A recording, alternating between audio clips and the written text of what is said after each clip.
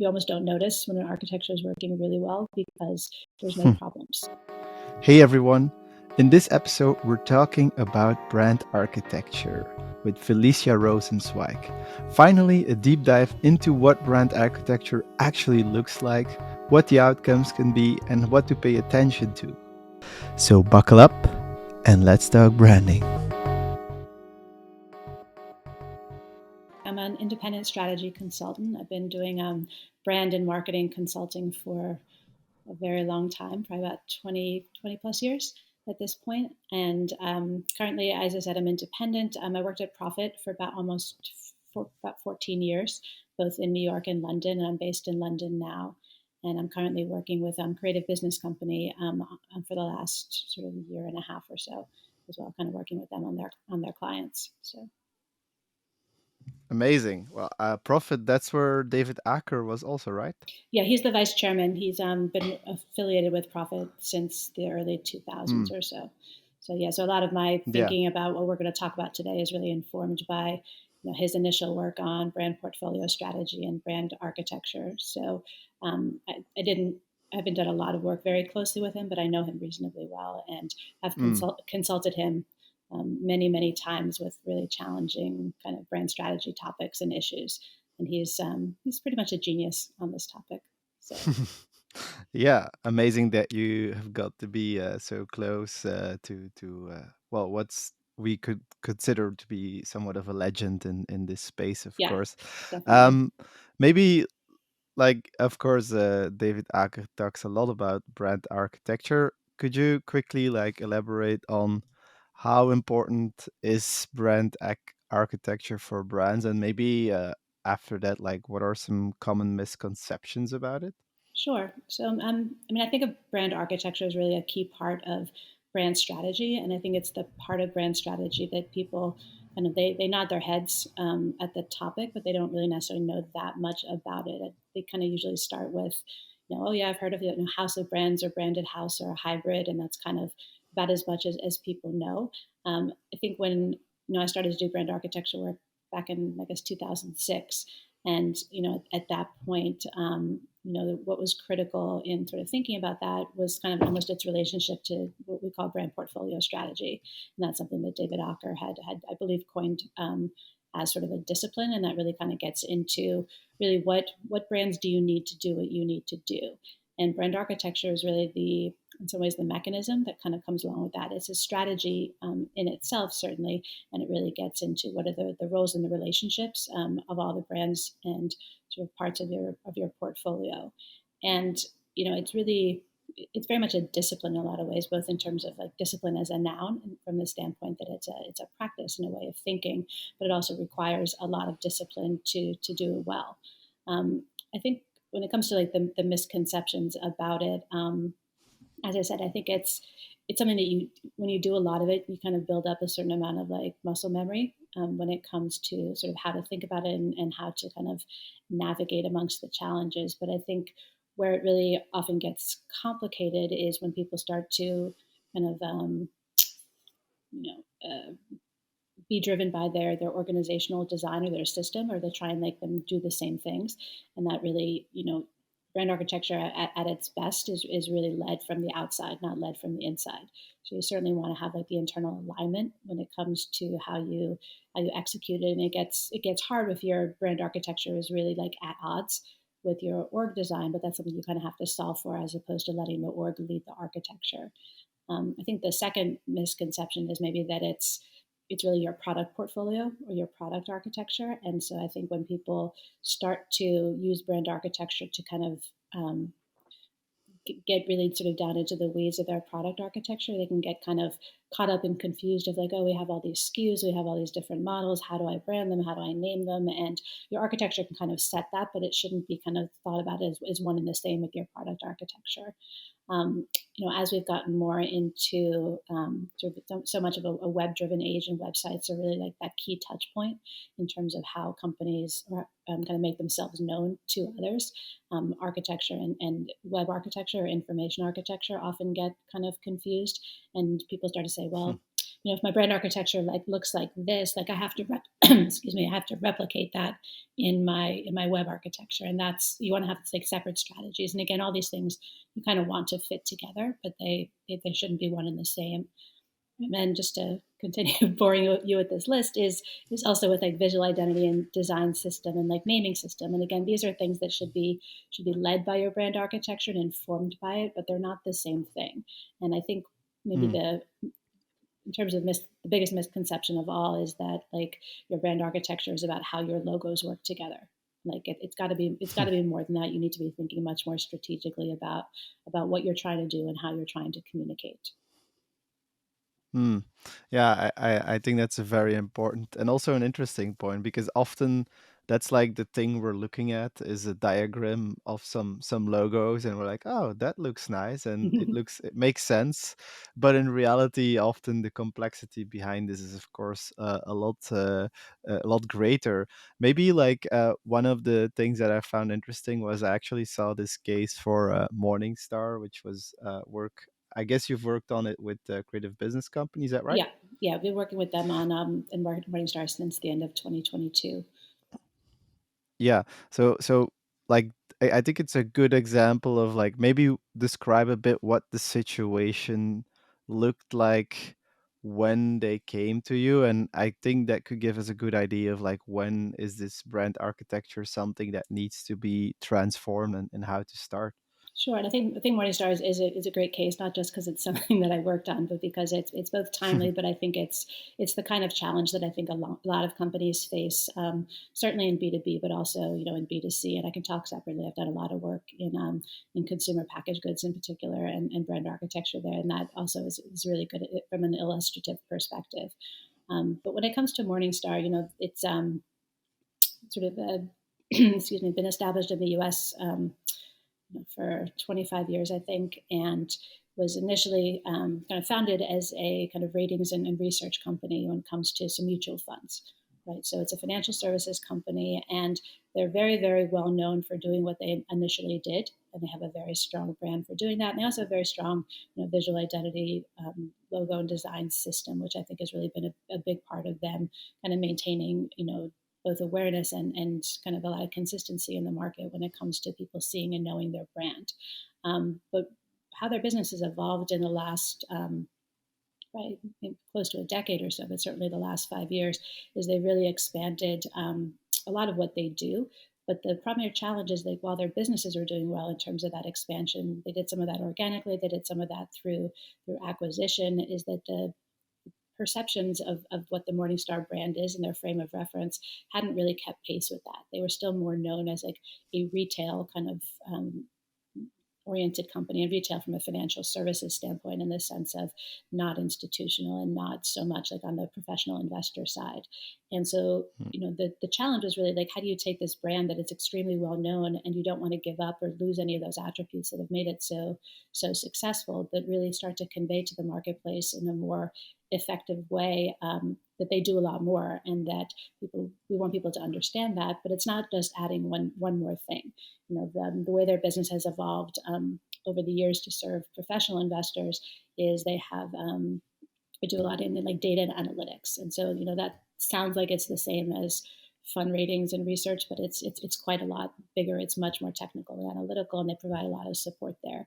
They have an indexes business, they have a retirement business, they have a wealth business, they have a credit business. And when we started to think about, okay, how do we really convey the breadth and depth of Morningstar externally, in addition to really thinking about their brand positioning and their overall strategy and the value propositions and all those things, we really wanted to think about how we could use brand architecture as part of that strategy to be more effective.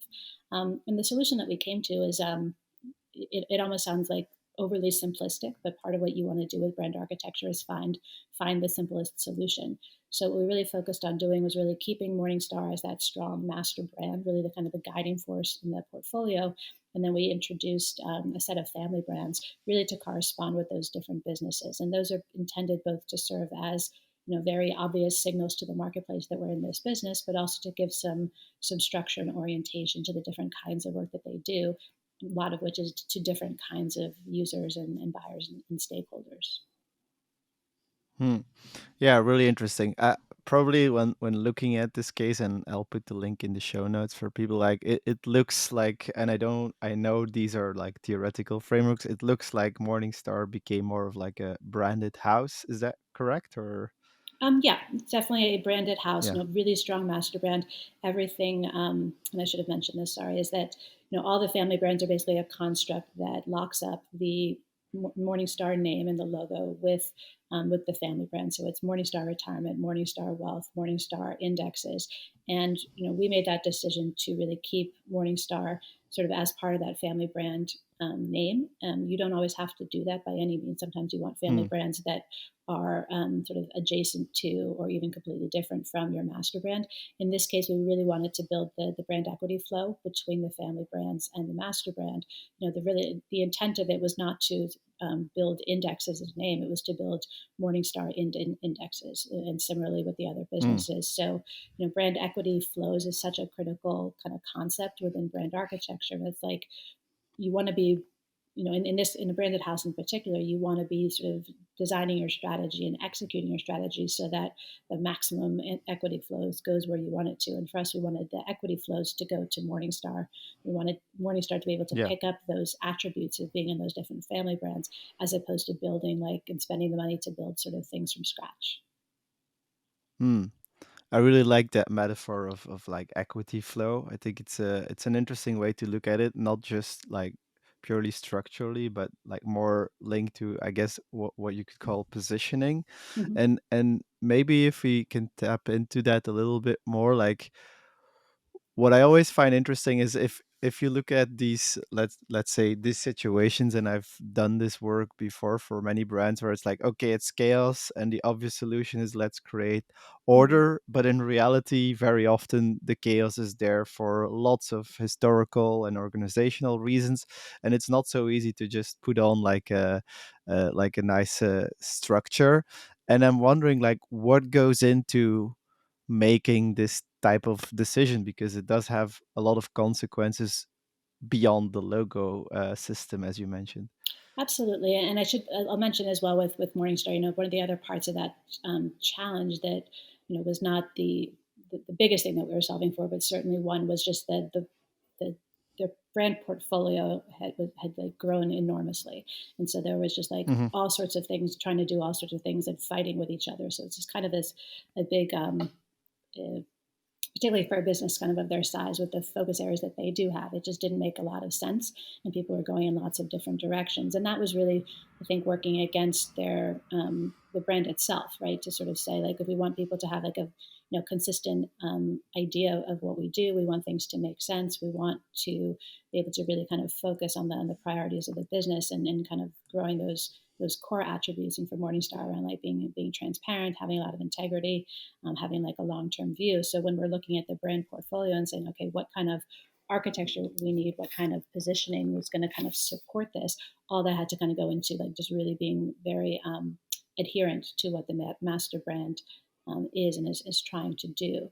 So at the same time that we were in the case of Morningstar, and this is not always the case, we're doing a lot of positioning work as well and value prop work for those family brands that we were designing, and then also working down into the product portfolio to say, okay, like what what really should be a product, what should just have a name, how do we want to think about the naming. So as I said before, whilst brand architecture is not the same thing as design system and naming system and all those, it really has a lot of kind of carryover effects, and it affects a lot of what you do Mm. from a brand activation perspective. So it helps to give some structure to your messaging architecture, to start how you think about how what you say to the market and what you want people to take away from what you say, and that communication is really kind of clear and makes sense. And if there's one thing about architecture, it's like having it make sense, right? If you don't make sense to the Hmm. outside world, like there's not a lot you can do in terms of other brand levers to pull until you make sense, because people will just be like, yeah, Mm. you're too complicated, I don't understand what you do. And because it's so hard to change brand perceptions anyway, architecture is so useful alongside positioning and some of those other aspects of brand strategy, because it really helps you to kind of jumpstart the process of like shifting perceptions or building new attributes that you want to build. Mm. Yeah, I think like one of the things that has always fascinated me when it comes to brand architecture, and I can give you an example. Like we have in Belgium here, we have our national like TV channel, which has like also lots of radio channels, and these used Mm. to be all like separate brands, like very iconic. You know, the we had the rock and roll radio that was like called Studio Brussels, and then some, and now we see like over the last 5 years, we're really seeing them grow towards this singular branded house. And I guess from a like an organizational standpoint, it has a lot of benefits to go towards that one structure, as you said, like the equity flow and the way it's set up.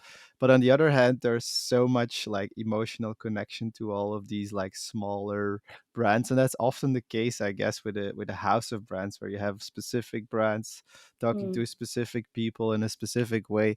And I'm wondering like what is the tipping point of where do you see like the moment where it becomes a better idea to go towards the singular branded house structure versus keeping brands their separate identity and their disconnected structure? Yeah, and I think it really depends on the business. I certainly wouldn't say Yeah. that the branded house is the holy grail, right? I think it is the right strategy for some companies, but for a lot of companies, like a house of brands, like is the right strategy, right? Like if you think about the like I mentioned sort of packaged goods before. Like if you look at a company Yeah. Like Mars is the corporate brand, but like all of the, with the exception of the Mars bar itself, every single other brand in Mhm. that portfolio is a different brand, right? And so a lot of in consumer goods, you want to do that because you want to be able to actually tell different stories. You want to actually, you're out there to create sort of more choice for the consumer, and you want to kind of create a lot of that choice. When you think about maybe a media organization like the BBC that has really been very much like a branded house kind of organization, and whether it's BBC Sounds or BBC iPlayer, all those things in the UK, all of those are very heavily linked to that story that the BBC wants to tell at the center. Conversely, when you have like either strong individual brands and potentially going after different audiences or trying to do different things in different markets. So there's a lot of reason why you would want to have different brands and actually position them differently. And I think for me, the maybe key question to ask is like, is can I tell a story, and can I tell the story that I want to tell? Right. So if you're a house Mhm. of brands and your intent is actually to tell a story of like, we have lots of different parts of our business that go in lots of different places. If the story is at the corporate brand level or at like a holding company kind of level, and you can tell that story effectively to your shareholders or to the media, then having that house of brands and actually like, if you have the money to invest in supporting them and maintaining them appropriately, which is a key factor in a house of brands, because brands are expensive, right? So if you're going to have a lot of brands, Yeah. you have to have like the money to support them, you have to have strategies to support them, you have to have people that know what they're doing to support them. But if you can tell that story that bring them together in the way that you're trying to tell them, then that's fine. That's like the right strategy for you.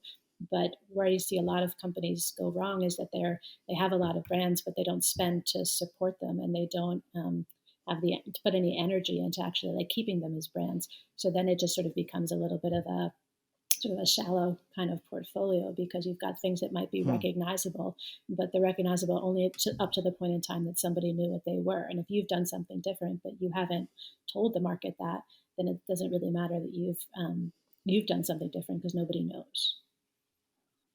Yeah, that's really interesting, and I've seen that even on like a level of really like smaller companies, Mm, like having the idea of like, okay, let's create a separate brand for this and a separate for this, and it's more like also I think part of it, I don't know if you've seen this, but part of it is just like wanting something new yeah. and putting a new brand out there as a way. I don't know if you've seen that, but I've seen that for sure. A billion times. And brands, I mean, I've been working in brand for a long time, and I'll probably get smacked for saying this, but so much of brand is ego, right? And Hmm. companies and people want to create brands because they get credit for it, right? And they get to show off something new that they did, and it's fun to build brands. I mean, I've built lots of brands, and it's super fun, and it's great to kind of work on that, and it's really hard to make an existing brand do something new. It's much easier at sort of at point in time. It's much easier to start something new because you can get attention to it, particularly if you're willing to sort of throw money at the problem. But the issue comes is that, when you've got like lots of different people in the business creating lots of different brands at lots of different points to do not lots of different things, and they don't have a sort of story of how they fit together or what they're trying to do, you kind of very quickly can go from, a very sort of thoughtful portfolio to something that's like exploded. And then the other thing is that, to that point of not investing in brands is people often equate, and I get very maybe purist about it, between like brands and names, right? Like just because something you've Hmm. named something doesn't make it a brand. It's not a brand until like Hmm. you've invested in it and people actually, then it has like sort of things that are associated with it until it actually has like equity, right? It's not otherwise you can name lots of things in brand architecture. In the work that I've done, at least, we usually think about probably the top part of the architecture is brands, and the lower part of the architecture is names, and the lowest part of the architecture is stuff. And I don't put stuff onto the PowerPoint chart, but like the names are really there for like what we call navigation and selection, right? Like how do I sort of make my way around this portfolio? How do I get to like the right stuff? And names can be really useful as signals for that. But your brands are really about like driving purchase, right, or driving usage.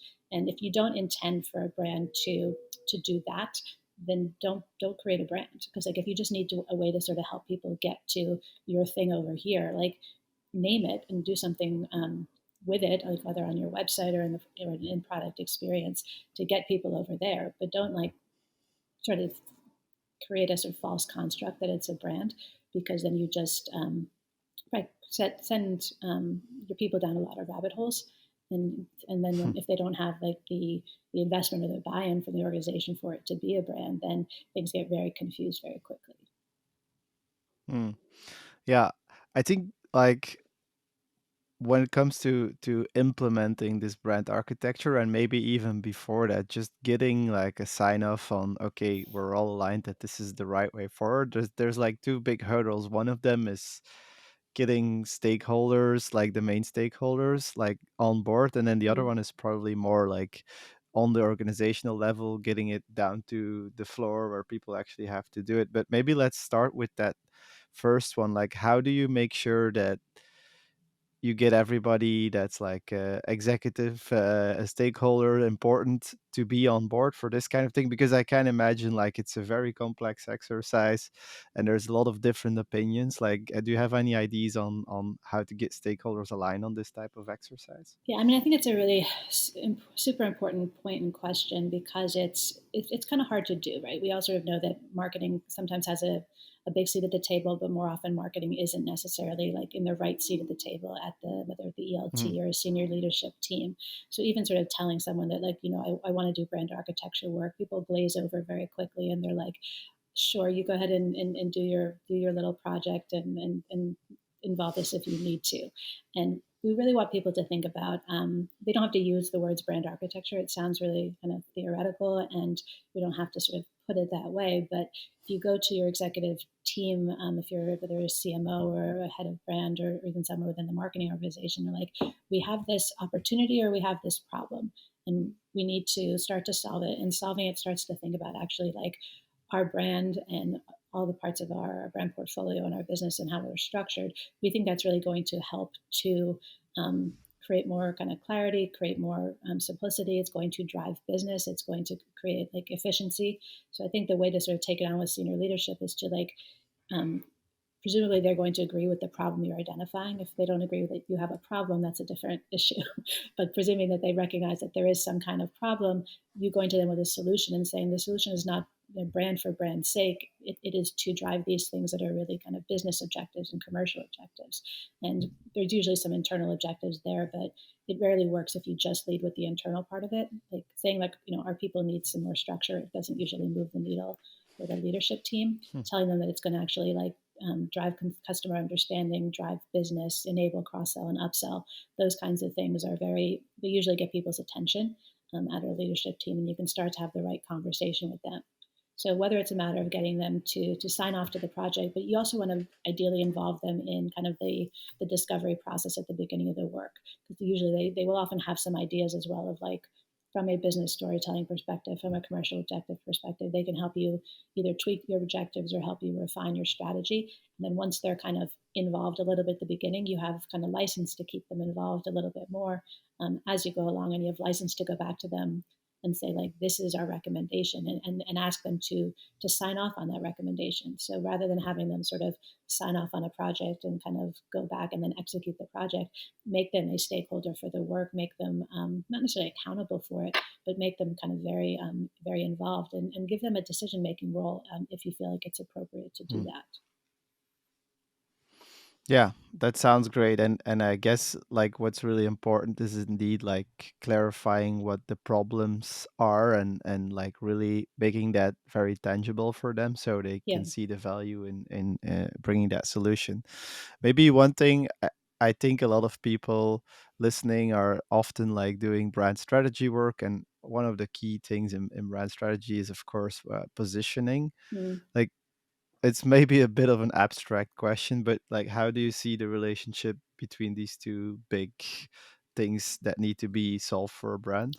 Um, I mean, it's abstract in a way, but it's also the flip side of that is that like they have to work in lockstep, right? So if your Hmm. positioning is, how people, I mean, your brand is how people perceive you. Your positioning is kind of what you're establishing as the way that you want to be perceived, and kind of those attributes that you want Hmm. to create. Your architecture should deliver on that, right? So a good architecture would sort of line up with your positioning. So if your positioning is to be, this kind of company for these people to do this, obviously in a more aspirational way, then the architecture should kind of mirror that to the extent so that they like kind of come to you cold, or they hear about your brand, what they see in your architecture should kind of play out to a certain extent, and align with that positioning. So, it's very hard to kind of do architecture with a brand that doesn't have like strong sort of positionings in that portfolio, because you want your architecture to be really driven, like as I mentioned before, on like how you want those brand equities to flow, how you want things to fit together, how you want to tell the story. The positionings kind of within your portfolio really are that story to a certain extent. And so when you think about how your architecture should be set up, and most of the time you're not setting an architecture up from a clean sheet of paper. You're starting with Hmm. something that may or may not be a mess, and then you very rarely see a company that has like really clear, really thoughtful, really well architected positionings and messagings, and a really bad brand architecture. Like it's usually like there's a very strong correlation that you see between them, because you've either got people that are good at doing brand strategy within the company or from outside, or you don't. Um, and the reason in some ways that you don't necessarily think about the relationship between the architecture and the positioning when it's working well is because everything makes sense, right? So you start to see it when if you've done like a recent acquisition, that's often like a trigger to really kind of take a second step at your architecture, or you've divested something, or you're sort of really thinking about going into a new market or introducing something completely new.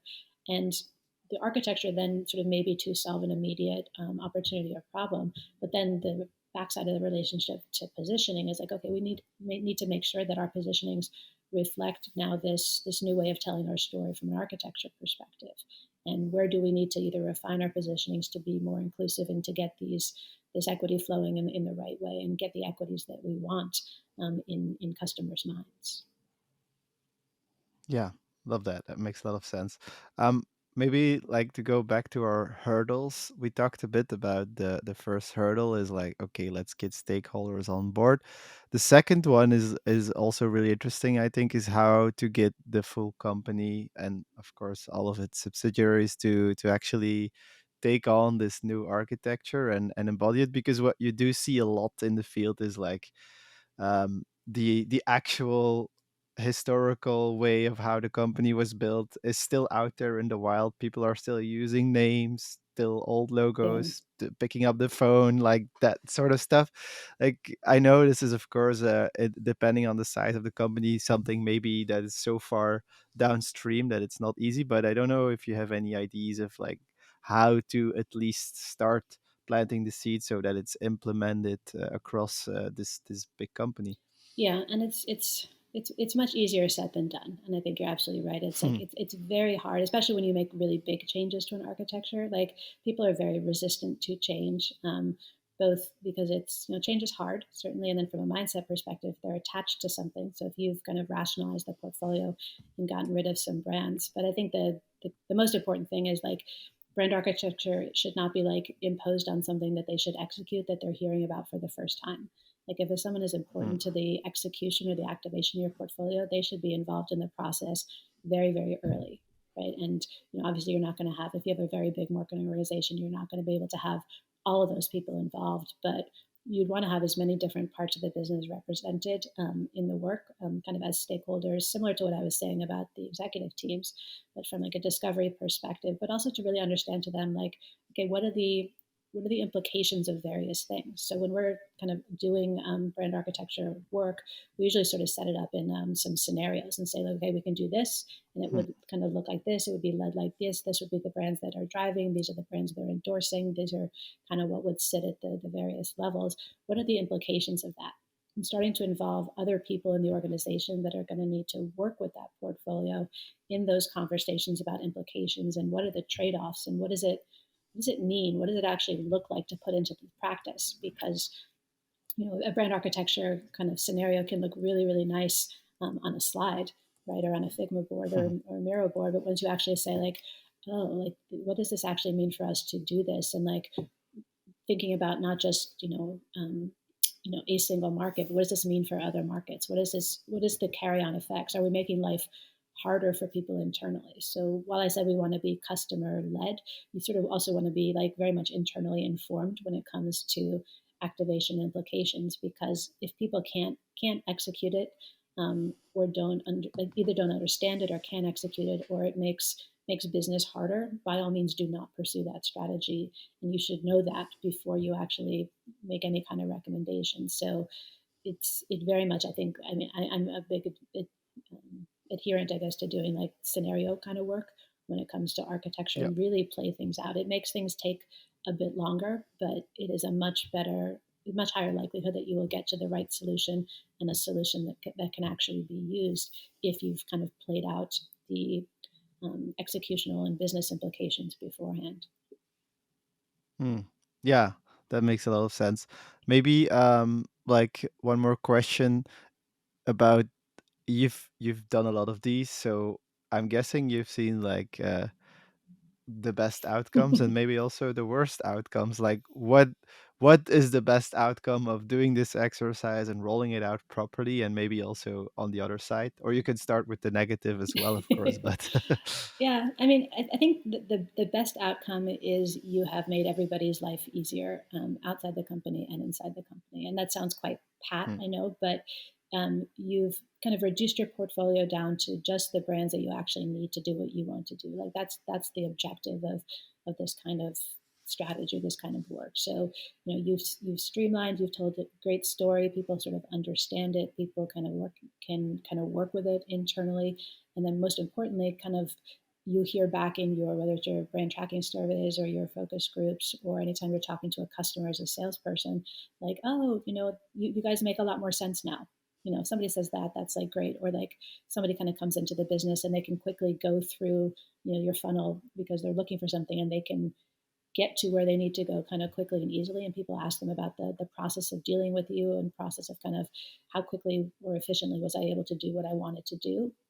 Architecture should make that go better, right? So in an ideal world, like, everybody is kind of happy with kind of what's there, and things kind of feel like they're working properly. People understand it. You've kind of built the right equities where you want them, or you're on the path to doing that.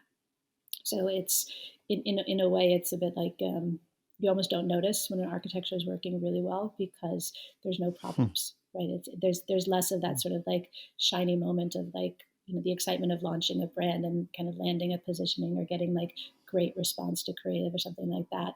There's a lot of like real satisfaction in that. To a certain extent, when an architecture is working really well, you don't notice it, because it's working Hmm. kind of that optimally. I would say I like love that. Removing the ego from it, but really making it as frictionless as possible. That's great. Yeah, I think so. And I mean, the flip side of it is, I mean, it's, bad architecture. And I'm not sure if your question is about like a bad architecture project, but I think in some ways they sort of end up in the same place. Is like bad work is like everybody is unhappy, or a bad process. You don't, Hmm. you don't really, you kind of, you can end up making more of a mess, right? So you can kind of, while brand architecture is really about simplicity, it's very easy to make a complicated architecture. And, if you have a company that has lots of different businesses and lots of different products and lots of different kind of features and all things like that, you can get yourself like, and I've seen this happen, certainly been a part of it to a certain extent as well, as like you can kind of die in the details of it and trying to sort of solve for, and then you start to fight over, like in the, remember CPG project, and you're sort of fighting over like, well, is this a form factor or is this a flavor? And you have like these very long conversations, and at like the end of the day, some of those things like down in the bottom levels in a portfolio of an architecture, they don't really matter, but the fights can be extraordinary, and you can actually burn a lot of goodwill internally if you're like a head of brand trying to like run a good architecture project or bigger brand portfolio strategy. And if you're not listening to people and not really understanding like what the needs of their customers are, because there are a lot of people in your business that probably know the customer better than you do. And when there's different competing customer needs and different sort of internal challenges, bringing that all together into a simple solution is tough.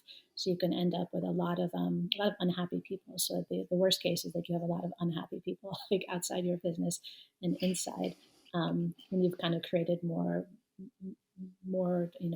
templates for them to fill out, or more sort of things for them to do without actually getting any benefit. So like a bad architecture project just creates a lot of work and doesn't create a lot of value, because if you haven't kind of simplified things and made them more intuitive, you've done a bad job. Yeah.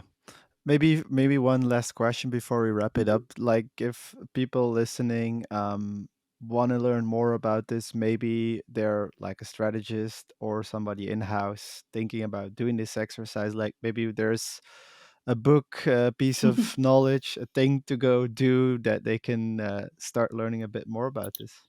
That's a really good question. I was just thinking about that before I got on the phone. I was like, oh, he's going to ask me that question, and I don't necessarily know that I have a great answer for it.